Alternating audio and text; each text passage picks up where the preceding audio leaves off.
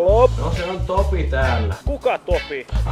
No se Topi, joka asuu Vesilahdessa. Se, joka käy lukion toista luokkaa. Se, jonka harrastuksiin kuuluu teatteri, urheilu, vlogaaminen sekä jonkka. Ja se, jolle luonto ja eräjormailla on aika tärkeetä.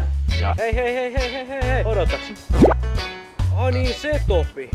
Mitäs sulla oli mielessä? Mä ajattelin, että mä hakisin Juissin kesäsomettajaksi. No sometakko sä paljonkin? No eikö nykyään melkein jokainen nuori käydä somea sen verran, että vanhempien päätä huimaa? Mäkin käytän somea päivittäin. Totta. Mä käytän joka päivä muun muassa Facebookia, Instagramia ja YouTubea. Twitteri ei oo, mutta eikö se Aski korvaa se?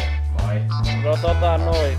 Ja mä myös pyrin olemaan jämähtämättä sisälle ja yritän aina tehdä jotain mielenkiintoista. Ja some sitten seuraa mun seikkailussa aina mukaan. No mitenkäs se Juissi? No Juissi on ollut mun elämässä monta vuotta, kun mähän en tykkää limsoista, niin aina kuumana kesäpäivänä Juissi on se päivän pelastus. Mitenkäs sä ja Juissi? No hyvinhän tässä. Juissin kanssa on koettu ne ihanat virkistävät hetket ja sit toki sen jälkeiset lukuisat vessareissut. Muistatko, kun mä yksi kerta kävelin yhteensä 8 kilsaa kauppaa, kun piti saada Juissia? Joo, mä ajattelin, että sä oot menettänyt järkes. Vitsi. No miksi sä olisit omasta mielestäsi paras Juissin kesäsomettaja? No, mä oon sosiaalinen, positiivinen ja pirteä. Niin, ihan niinku kaikki muutkin hakijat vai? Ja mä oon myös erittäin luova, kannustava, persoonallinen sekä vastuullinen. Niinpä.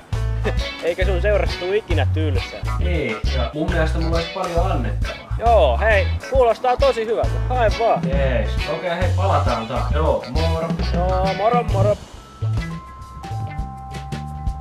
Hei, mä olisin tosi kiitollinen, jos just sä voisit äänestää mua tähän Juissin kesäsomettaja-hommaan. Linkki löytyy tuosta alhaalta, jos olet Juissin sivulle tuosta oikealta, ja muistakaa, että tuosta ylhäältä voi myös jakaa ja tykätä Facebookissa. Mutta eipä tässä muuta. Toivottavasti nähdään kesällä ja moikka!